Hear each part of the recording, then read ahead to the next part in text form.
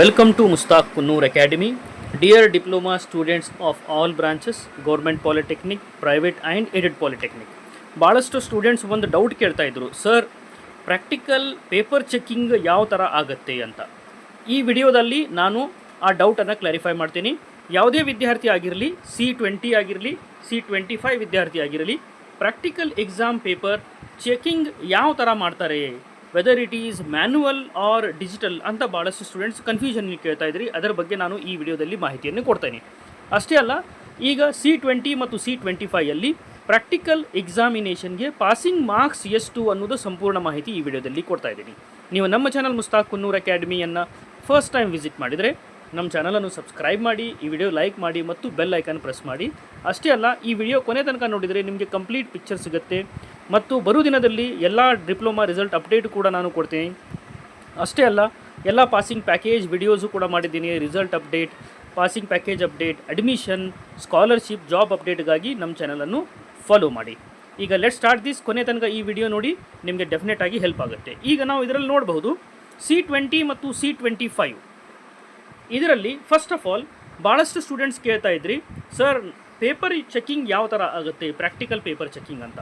ಈಗ ನೋಡಿ, practical paper checking it is completely manual. Theory paper ಮಾತ್ರ ಡಿಜಿಟಲ್ ಪೇಪರ್ ವ್ಯಾಲ್ಯೂಯೇಷನ್ ಆಗುತ್ತೆ ಮತ್ತು ಪ್ರಾಕ್ಟಿಕಲ್ ಪೇಪರ್ ಕಂಪ್ಲೀಟ್ಲಿ ಮ್ಯಾನ್ಯುವಲ್ ಅಂದರೆ ಅಲ್ಲೇ ಪೇಪರ್ ಚೆಕ್ ಮಾಡ್ತಾರೆ ಮತ್ತು ರಿಸಲ್ಟು ಕೂಡ ಅಪ್ಲೋಡ್ ಮಾಡ್ತಾರೆ ವೆಬ್ಸೈಟಲ್ಲಿ. ಅಂದರೆ ಪ್ರೊಸೆಸ್ ಏನಿದೆಯಲ್ಲ, that is completely manual ಪ್ರಾಕ್ಟಿಕಲ್ದು.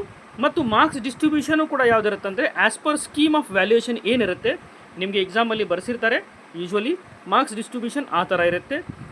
Passing criteria ಏನು, ದಿಸ್ ಈಸ್ ಇಂಪಾರ್ಟೆಂಟ್. ಭಾಳಷ್ಟು ಸ್ಟೂಡೆಂಟ್ಸ್ ಕೇಳ್ತಾ ಇದ್ರಿ. ಈಗ ಈ ವಿಷಯದ ಬಗ್ಗೆ ನಾನು ಇಲ್ಲಿ ಫೋಕಸ್ ಮಾಡಿ ಹೇಳ್ತಾ ಇದ್ದೀನಿ.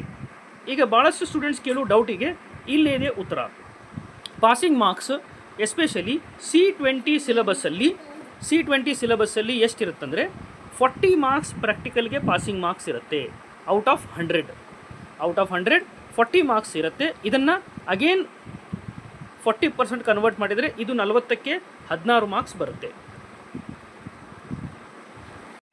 ಅಂದರೆ 100ಕ್ಕೆ 40 ಆದರೆ ಮತ್ತಿದು 40ಕ್ಕೆ ಕನ್ವರ್ಟ್ ಮಾಡ್ತಾರೆ. ಯಾಕಂದರೆ ಇಂಟರ್ನಲ್ C20ಯಲ್ಲಿ 60 ಮಾರ್ಕ್ಸ್ ಇರುತ್ತೆ, ಎಕ್ಸ್ಟರ್ನಲ್ 40 ಮಾರ್ಕ್ಸ್ ಇರುತ್ತೆ, 40 ಮಾರ್ಕ್ಸ್ ಇರುತ್ತೆ.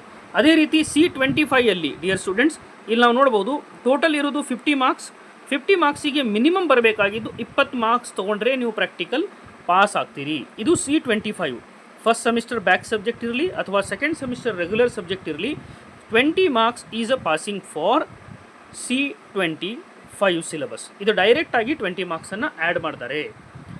ಅಷ್ಟೇ ಅಲ್ಲ, ಈಗ ಬರೋ ದಿನಗಳಲ್ಲಿ ಮತ್ತೆ ಏನಾರ ಡೌಟ್ ಇತ್ತಂದರೆ ನೀವು ನಮ್ಮ ಕಮೆಂಟ್ ಬಾಕ್ಸಲ್ಲಿ ಕಮೆಂಟ್ ಹಾಕಿ ಹೇಳಿ.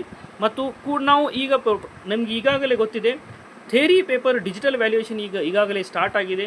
ಅದು ಮುಸ್ತಾಕ್ ಕುನ್ನೂರ್ ಅಕಾಡೆಮಿಲಿ ಅಪ್ಡೇಟ್ ಮಾಡಿದ್ದೀನಿ. ಈಗ ಬರೋ ದಿನದಲ್ಲಿ ರಿಸಲ್ಟ್ದು ಡೇಟು ಕೂಡ ಯಾವಾಗ ಎಕ್ಸಾಕ್ಟ್ ಬರುತ್ತೆ ಅಂತ ಆಫಿಷಿಯಲ್ ಆರ್ಡರ್ ಬಂದ ತಕ್ಷಣ ಫಸ್ಟ್ ಅಪ್ಡೇಟ್ ಮುಸ್ತಾಕ್ ಕುನ್ನೂರ್ ಅಕಾಡೆಮಿಯಲ್ಲಿ ನಾನು ಮಾಡ್ತೀನಿ.